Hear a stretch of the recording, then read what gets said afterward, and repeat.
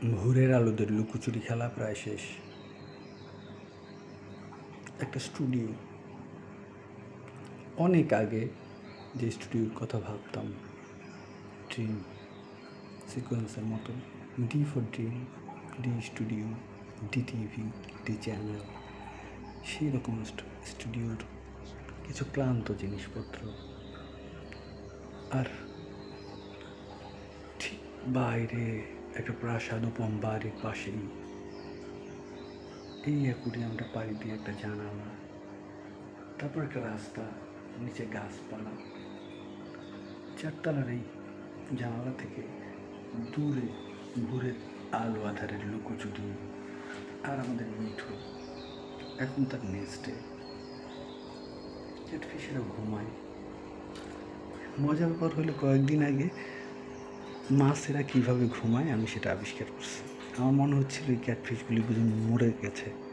তা আমি যখন অ্যাকুরিয়ামের এখানে টুক্কা দিলাম, তখন তারা এইভাবেই জেগে উঠছিল। দারুণ একটা বিস্ময়বোধ আবিষ্কার করছিলাম নিজের ভিতরে। মিঠু কাছে চলে আসছে, ও আমার কাছে আসতে চাইতেছে, আমাকে চুমু খেতে চাচ্ছে। আমি জানি কেমন করে। আমি এখন অন্য একটা কাজ করছি বাবা, আমি তোমাকে পরে সময় দিচ্ছি। ঠিক আছে, তুমি থাকো। কিছুক্ষণের মধ্যেই পরিষ্কার হয়ে যাবে আকাশ। আলো ফোটানোর যে অলৌকিক দরজা জানালা প্রকৃতি খুলে দিবে। অনেকবারের মতো আরও একবার দেখব। নিউ ডিএইচএসের এই বাসায়, মহাখালী ডিএইচএসের এই বাসায় রেজা ভাইয়ের সাথে অজস্র রাত্রি দিনের সাক্ষী এবং আমাদের অজস্র কর্মকাণ্ডের একটা এটা অগোছালো স্টুডিও। বাতিটা জ্বালায় দিই। এই ডিভাইডে আমি পলাশের সাথে শেষবার একটা শ্যুট করছিলাম, একটা কবিতার, কার জন্মদিনে, ডুডু ভাইয়ের জন্মদিনে একটা প্রেজেন্টেশন। সেদিন পলাশের ছোট ভাই রাকিব ছিল। আর সেই শ্যুটটা করছিলাম রেজা ভাইয়ের ওয়াইফ মানে সাবিনা ভাবির ক্যামেরাটা দিয়া। অপ্পো ক্যামেরা ছিল সেটা। খুব মনে পড়ে সেই সব স্মৃতিগুলি। হ্যাঁ, জ্বালায় দিছি এই ডিভাইনটা। এই পরিত্যক্ত জিনিসগুলি, মানে পরিত্যক্ত মানে ঘুমন্ত জিনিসগুলির কথা বলতেছি। একটা অডিও বুক চ্যানেলের কাজ করছি আজকে আমি আর রেজাউল ভাই। দারুণ চমৎকার একটা লোগো বানাইছে, প্রাইমারি লোগো। কয়েকদিন আগে 7 তারিখে, মে মাসের 7 তারিখে আমাদের মামুনি রাদিফা বিনতে রেজা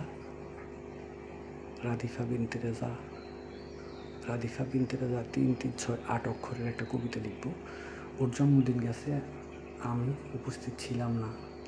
ও নাকি সবাইরে বলছে, এই দাওয়াত রেজা ভাই বলতেছিল দাওয়াত দেওয়ার সময় রাদিফা সবাইরে বলছে, এই আমার জন্য কিন্তু গিফট নিয়ে আসবা। হ্যাঁ মামুনি, তোমার জন্য একটা গিফট আমি লিখব।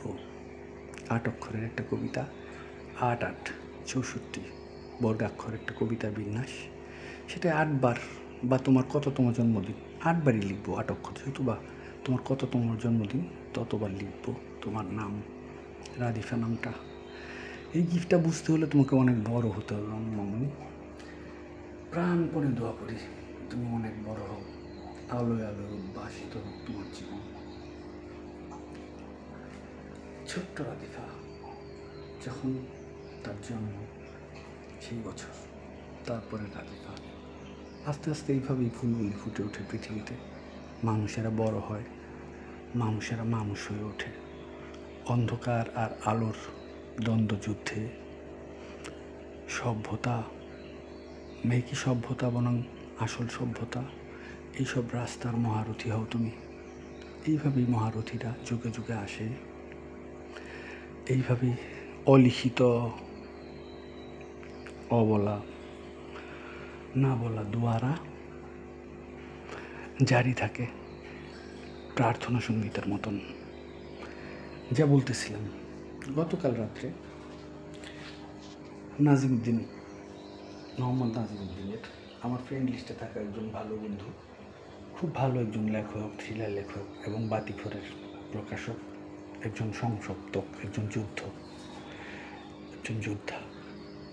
তার এই অনুবাদটা দান্তে ক্লাব অডিও বুকের অনেক বছর ধরেই অডিও বুক করবো করে কোন বইটা করব শেষে এটাই করেছি।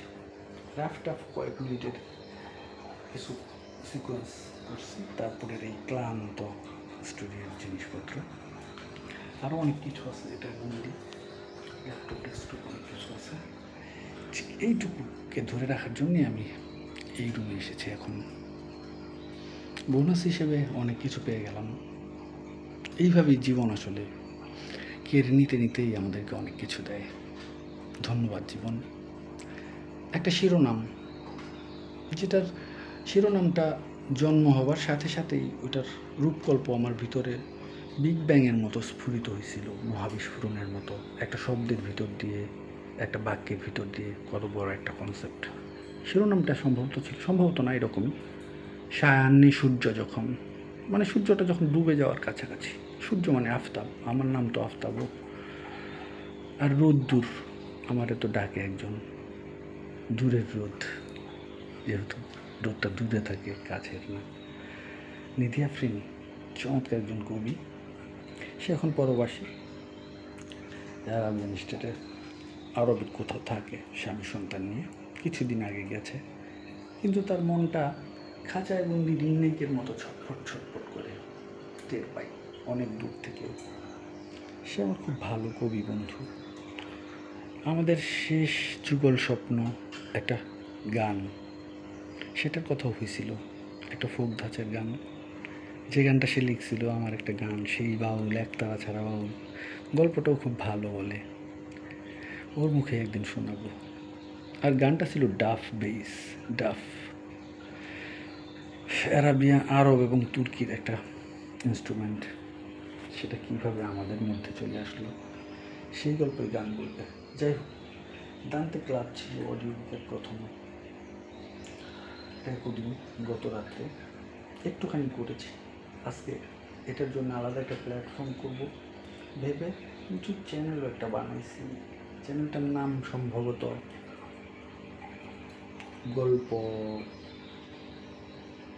গল্প কি জানি,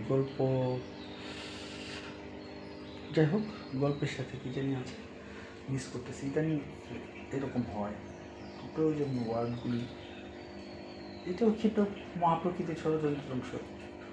যখন মনে আসার কথা, প্রয়োজনীয় ওয়ার্ডগুলি মনে আসে না, নামটার অর্ধেক অংশ। গল্প কি জানি একটু পরেই হয়তো মনে পড়বে।